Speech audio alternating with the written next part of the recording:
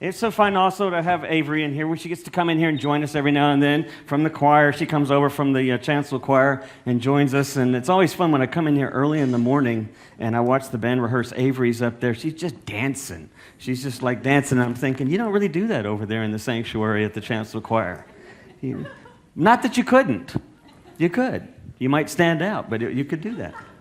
But it's so nice to have you over here. I can see how much fun it is. And, of course, the band knows how much fun it is. And then you guys know how much fun it is. So, High Hopes. This is what a great song to sort of introduce this thing. Nasrud and Hoja.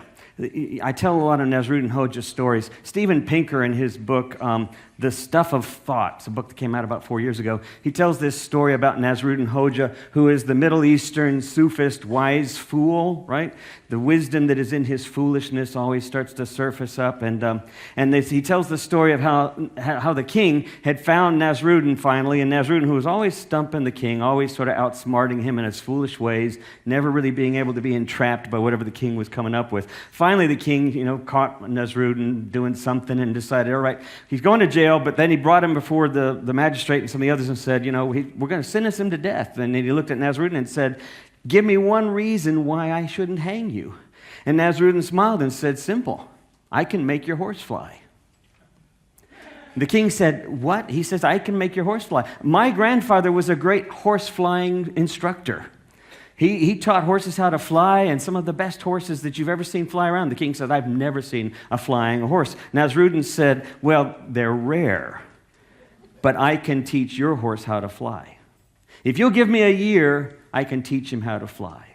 Now, everyone around the king thought this was absolutely hilarious. They thought it was hysterical, but it was such a clever idea and such a novel idea. He said, fine, Nasrudin, I'm going to put you in a sort of house arrest. You can work with my horse for a year. You teach it to fly. That'd be awesome. He says, however, if you don't, we're going to all come up with something really clever to do with you. Now, on his way to the house arrest, one of Nasrudin's friends was walking with him and said, what were you thinking? What were you thinking? And Nasrudin said, well, I was thinking maybe I could teach the horse to fly. No. I mean, you've got just 1 year. You know you can't do that. But Nasrudin said a lot of things can happen in a year's time. He said, for all we know, the king may die. Okay, that's fine, but what if the king doesn't die? He says, well, that's no problem. Maybe I'll die between now and the end of a year. And he said, but Nasrudin, you're just sort of taking chances. What if you don't die? What if the king doesn't die? He said, well, maybe the country will get into war, and that will turn everything upside down. And everything that he came up with, his friend was saying, yeah, but this is just throwing everything to chance, throwing it to the wind. What if none of that happens? Then Nasrudin said, a year's a long time. Who knows? Maybe the horse will fly. So we're talking about this idea of exuberance, living a life of exuberance. And I've been talking all this time about these sort of, we've been looking at Ecclesiastes as a way of experiencing it. And I've kind of decided that today is going to be sort of we're sort of like the final conclusion to this whole series. And so I've entitled it, Life is Hopeless, but not serious. It's not serious. And so what I want to think with you about is this whole idea of how we have hope, how we find hope. What does hope even mean? And what does it mean to live in the midst of the existential realities that Ecclesiastes is raising up to us, right? This reality of the fact of our finitude and our mortality. And so I want to think with you a couple of things that I've done before, and I want to just put these words up here so that you'll have them to think about while they're up here. And I'm going to put this in parentheses. A writer that I know and someone that I've actually worked with at a couple of conferences over the years, a guy named Arthur Franks, is a journalist who went through cancer and had a terminal diagnosis of cancer, but went through the process of the whole medical process of dealing with the cancer. And because he was a journalist, he began to realize that people that come into hospitals have certain ways of orienting around their experience, the ways of telling the story. Now, you can find this is true for you in just your encounters daily with people. There are certain ways we tell our stories about what happens to us. And it's also true for how we tell the stories of our faith and how we think about God even. So he found out that the most typical one is restitution. And restitution means if it's broken, you fix it. Okay? It's as simple as that. When it's broken, you get it fixed. You restore it. Chaos is the narrative that typically happens when people come in and they look to have it fixed, but then it's not fixed. What's left? You enter into this sort of perpetual, habitual sort of pattern. Now, you see this a lot in dysfunctional realities, either in dysfunctional systems or dysfunctional families or your own sort of personal dysfunctional neurosis, that you can never get out of the trap, right? And then it ends up finding you're following a path of addiction or you're following a path of self-destruction. You just end up in this chaos narrative. We know people like that whose stories just seem to consume you when you sit down and you start to talk. The stories just overwhelm you. And so sometimes we avoid people who are stuck in these chaos narratives. And then the last one that he suggests is he suggests that there is a way to see life that doesn't see it as a zero-sum outcome.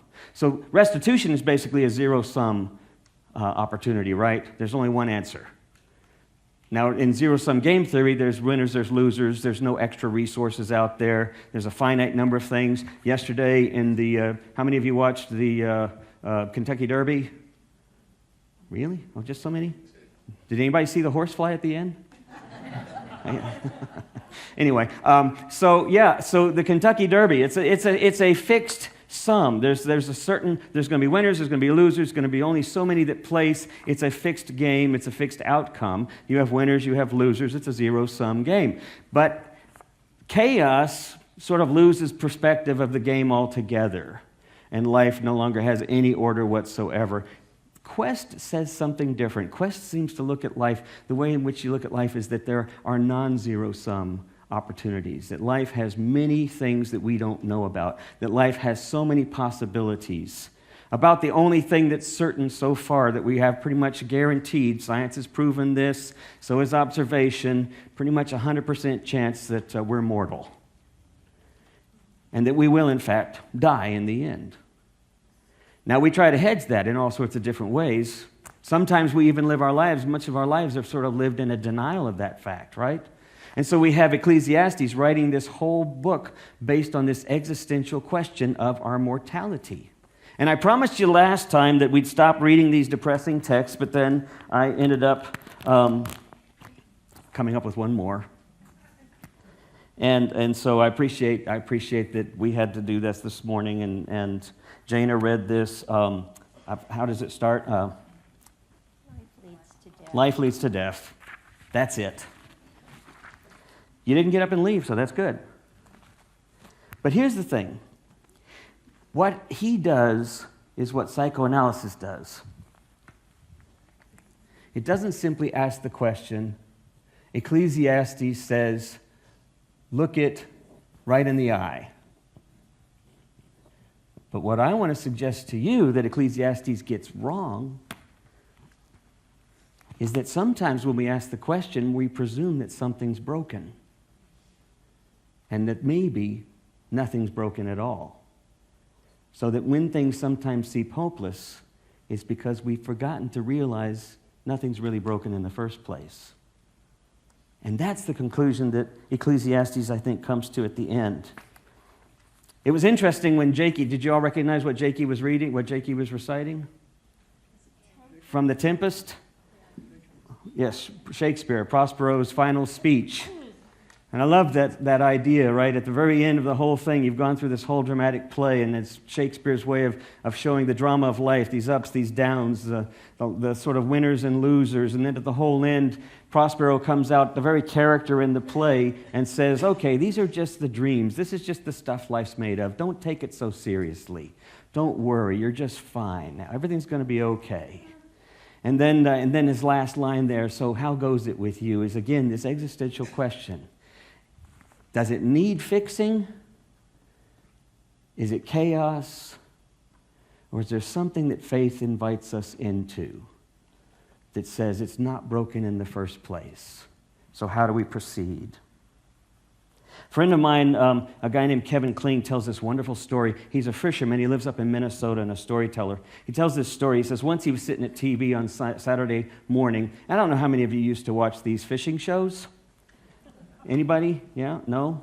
Yeah, occasionally. Sometimes it would, in the old days, it might be someone like Jimmy Stewart might be on there with a guy in a boat, and they'd be out catching sunfish, and making a big deal out of it. But in more recent times, now they have like experts, and they're all taught in tan, and they're all athletes, and they're wrestling with a sailfish or something, or swordfish. And it's always some miracle lure, right? It's always some magical fishing technique that they're promoting. And so you could stare there for an hour and just see this amazing sort of drama unfold that's just centered around fishing. And he says once he was sitting there watching something when a guy come on, usually they'll have an announcer come on who will advertise the latest rod or reel, but this guy came on with something called the Wonder Lure. And he was wearing a bow tie and a striped a jacket. I mean, he looked like the classic salesman who ought to be selling you a used car, but there he was in this fishing setting selling something he called the Wonder Lure. And Kevin said that as he was watching it, it just started to amaze him because the guy said, this lure, what makes this lure so special is guaranteed to startle fish, to confuse fish, to agitate them to such a place that they will bite a plastic object and hook themselves. He said, you will definitely catch fish with the Wonder Lure. And then, to prove the point, he begins to read testimonials. He says, because what can happen when you start catching fish? You start feeling better about yourself. You begin to gain a sense of confidence, and you just carry yourself more proudly. So he said one person came on and actually told the story of how his life had been just subdued in work, just working to the bone, constantly stressed out, all long hours of day, never back home, working night and day, until one afternoon he took a break to go fishing, and he'd bought the Wonder Lure. He said, when I came home, the woman said that when my husband came home, the first thing he did was he showed me a stringer of fine catches. And then the next thing he did was he hugged me and kissed me. And I looked up at him and said, where's my husband? And then he started spending time with the kids. His job turned around. Now he's one of the managers at the office. And then another testimonial came on and talked about how another person found courage and strength and a sense of self-confidence, one after the other, of how this Wonder Lure had changed this person's lifestyle just by virtue of them catching fish and having more confidence. Then the guy starts to get a little teary-eyed. Kevin says he gets a little teary-eyed, and he pulls out a piece of paper, and he says, this one came in the mail just last week, and it just takes a moment for me to gather myself before I can read it. And then he reads this testimonial. A woman has written him to tell him about her husband, who had been diagnosed with cancer, and it was a bad prognosis. There was no real longevity. There was no real long-term prognosis here. She said he only had a matter of weeks or so. But the one thing my husband always wanted to do was to have that one fishing trip. And by now the announcer is starting to cry, and Kevin Kling says he's starting to cry. And he says, he reads it, and she says, my husband went out with a friend and caught a stringer of fish, more fish than he had ever caught at any one trip. He came home feeling so wonderful. His face lit up. And she said he lived for an extra 3 or 4 weeks beyond what the so-called experts had said that he would. She said, my husband got to live the life finally that he'd always wanted to live, and went out with a smile, having caught the fish. And the announcer was crying, and Kevin Kling was crying, and then he shouted out to his girlfriend in the next room, and he said, Mary, I think maybe one of these Wonder Lures could help us. Maybe we should get one just in case. And then Mary shouted back from the other room, fine, get 2, because I'm going to save the rainforest. Right, so what is it about certain things? I mean, we realize that advertising is centered around this. Advertising is centered around restitution. Much of our orientation to faith, depending on where you grew up, what church you went to, is also centered around restitution. You're broken. You're broken. God doesn't love you. God wants to love you, but you're broken. You need this solution. You need Christ to save you from your brokenness, when in reality, what we really need is to recognize what Christ already taught us in his own lifestyle, that we're not broken. We're what Rumi says. We simply haven't figured out how to get things out of the way so that we can experience the love that's already there. How to get things out of the way so that we can experience the presence of God in our lives that's already there. But how do you do that? So we have Ecclesiastes, who continues to ask this question and labor with what in reality may simply be, we're not broken. We're not in fact broken.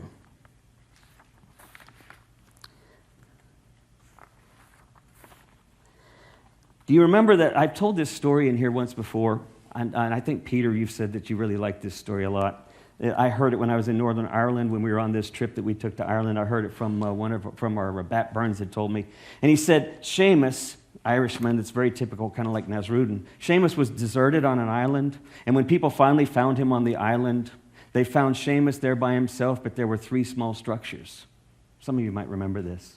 So when they found him, they got there to save him and rescue him. They asked him, they said, so you've been out here for almost 10 years. How'd you manage? And he said, well, I have these 3 structures I created. And they said, well, fine. They said, that's really great. What is this one? And he said, well, this is where I live. This is where I live. I created some shelters to protect myself. And they said, that's great. And they said, what is this other one? He says, well, I have a deep sense of faith. I didn't lose that by myself here, so that's my church. I built this little small church where I can go and I can pray and I can worship. And they said, well, what's this other one? And he said, oh, that's the other church. You don't want to go there. That place is bad. Those people aren't friendly at all. There's this sense in denial that we find ourselves in, that we sort of trap ourselves in. We trap ourselves in this kind of denial that this idea that we're broken or that life's broken around us. And so we project it on others. You remember the story about the kid whose turtle flipped over and thought it was dead. And then eventually when the parents come in and they promise a party, they promise a funeral service with celebration and everybody invited. And then when the turtle jumps back over, he looks up at his dad and says, kill it. We live with this kind of denial of our reality that keeps us from facing the truth that maybe things aren't broken. That maybe the real challenge is simply that we haven't figured out how to get out of the way, how to find what Rumi says, how to peel back the layers so that we're not looking for love, we're simply letting go of the things that are preventing us from experiencing the love that's already there. How many ways do we prevent experiencing the love that's already present around us? How many opportunities do we have to create a sacred moment? But because of our narratives, because of the stories we tell ourselves, we can't do that. And so we have Ecclesiastes who's basically asking this same question, but he's asking the wrong question. And he realizes it towards the end. Towards the end, he realizes the question he's asking is the wrong question. There is no answer. It's not a zero-sum game, life or death. There's no answer for that question. It's the wrong question to ask. The question to ask is, how am I participating in life now? How am I participating in bringing about life? So we read the text that Jana read, enjoy the moment, seize life. It's not a selfish statement. Remember I told you if you look up the word enjoy, the word actually means to bring about life. To create life. We're invited to bring life to life. How many ways can we do that? And how many opportunities do we have? One of the things that Pinker says about this story that I think is interesting, he says this story about Nasrudin saying that he could bring a horse back to life simply illustrates one fun and important little idea, and that is it's a skillful relationship to hope. It banks on impermanence. Isn't that an interesting phrase? It banks on impermanence and doesn't jump to the conclusion of despair. Ecclesiastes has to wrestle his way all the way through all of these ideas. He keeps coming back to realizing we're going to die. This is terrible. This is going to be... And then some people get good stuff and they're bad people, and then some good people get bad experiences, but they're good people. And he wrestles with these questions, but all these questions are based on this idea that something has to be fixed. When he finally ends up with the conclusion, what's missing is the willingness to simply participate in the mystery. The willingness to shed some of the anxieties, to be present to the love that's already there. So I want to end with a couple of quick thoughts as the band comes on up.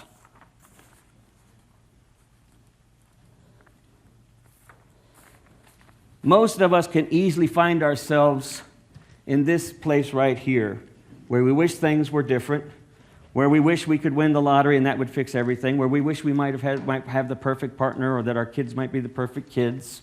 We do a lot to try to protect that. We do a lot to try to guarantee that a certain lifestyle happens for our families or happens for us.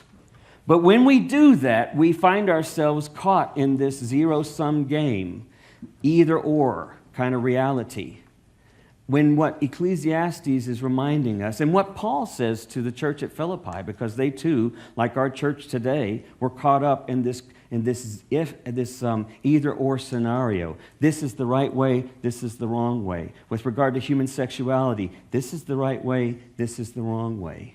With regard to what faith means, this is the right way, this is the wrong way. With regard to the rituals we practice, or the music we sing, or the way we talk about God, this is the right way, this is the wrong way. Paul was dealing with that at the church at Philippi as well. And so he says, maybe the thing to do, if you really care about each other, if you really have a heart, if you really have been following Jesus, maybe the thing to do is to get out of the way, to get yourself out of the way, and to connect with others. How many ways can we connect with others? When we begin to do that, we break this narrative. It's no longer about how things are supposed to be. And it's this. It's more about how I am Christ to you. And if I'm listening, if I listen close enough, I'm going to find your Christ to me. But you have to be willing to listen. Secondly, it's about responding to the calls for love in our midst. What can we do now that makes a difference in someone else's life? How can we participate? It's not about my ego. It's not about me, because, as Paul says, that's the first thing we got to get out of the way. But that second step is, once I get out of the way, how can I pay attention enough to you to realize you really are Christ to me? Even if I completely disagree with you. Yesterday I was in Amarillo. It's the second reddest county in the state. Fort Worth is the first, in case you didn't know that. We're driving along because they're taking me to this little storytelling performance, and I'm talking to my hostess, and all of a sudden I realize she and I completely disagree about 4 different things that just came up. And my first inclination was to try to correct her. Then my second inclination was to try to ignore her, because I knew we would disagree. But then my third inclination was to see if I couldn't hear something I was missing. And that's the hardest thing. That's back here to this idea, to that faith is a quest. There are no black and white answers. There's insight. And insight only comes when we're willing to see one another as wise people on each other's journeys, not always as obstacles, but as people there for God to speak through in our lives. That when we do that, we begin to experience not just that life has more possibilities than we thought, but suddenly we begin to believe in even the possibility that a horse might fly.